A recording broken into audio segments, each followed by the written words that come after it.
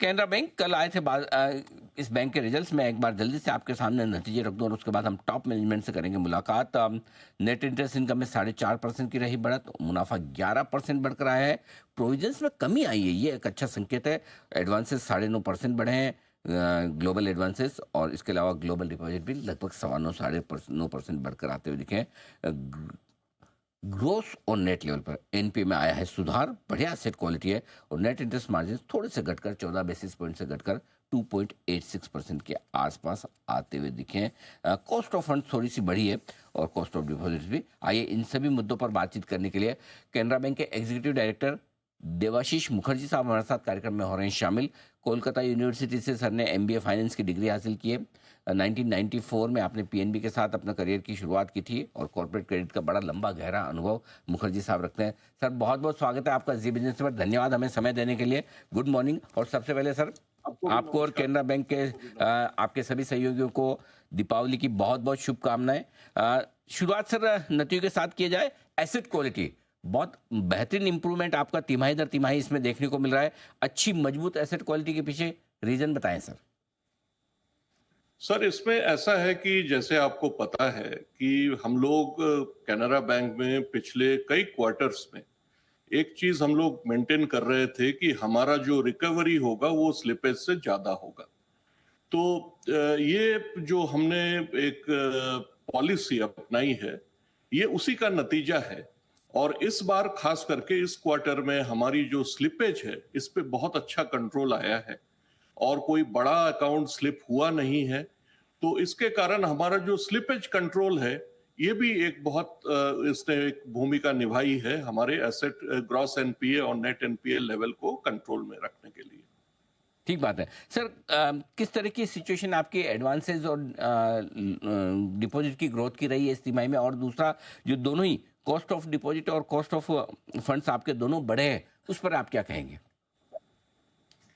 देखिए आप जो हमारी डिपॉजिट ग्रोथ है और एडवांस ग्रोथ है दोनों ही लगभग लगभग 9.5% का ग्रोथ हमने दिखाया है। और जो कॉस्ट ऑफ डिपॉजिट है वो क्वार्टर ऑन क्वार्टर स्टेबल है। 5.70 जून में भी था, सितंबर में भी वही है। यील्ड ऑन एडवांस में हमने बढ़ाया है। 8.66 हमारा था जून में और अब है 8.77। तो इसके चलते हमारा जो निम है उसको हमने एक स्टेबल पोजीशन में लाए हैं। 2.90 था, 2.88 में हमने मेंटेन कर लिया है।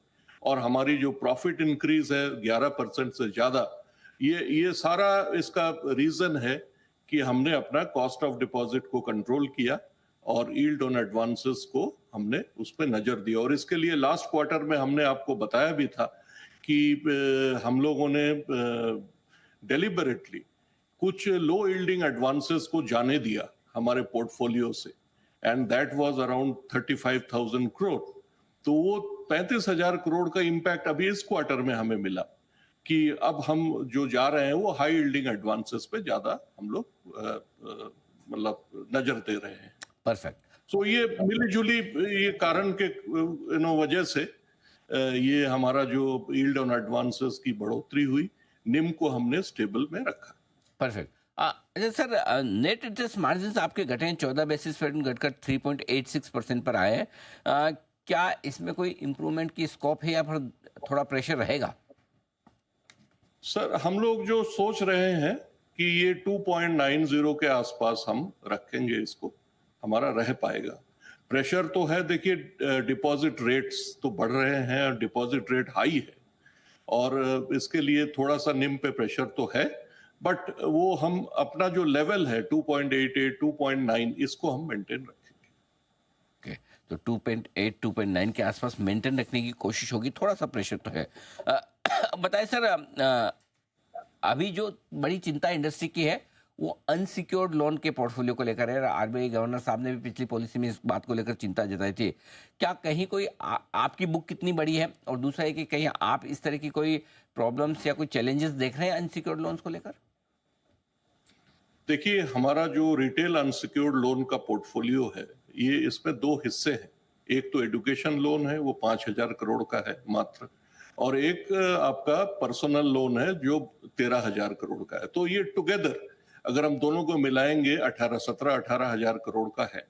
इसमें जो पर्सनल लोन हमने दे रखी है वो 95% और उससे ज्यादा इज सैलरी अकाउंट से लिंक्ड है या पेंशन अकाउंट से लिंक्ड है।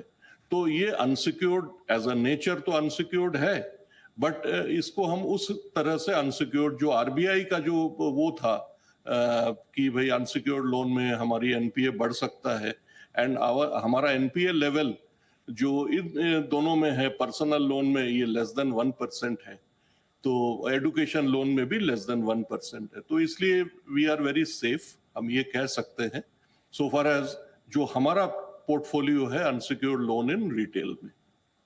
ये मुखर्जी साहब, बहुत बहुत धन्यवाद आपका समय देने के लिए और डिटेल में आपके रिजल्ट्स हमारे दर्शकों तक पहुंचाने के लिए। Thank you so much sir, और आपको बचे हुए 6 महीने के लिए बहुत बहुत शुभकामनाएं, और एक बार फिर से दिवाली की शुभकामनाएं भी।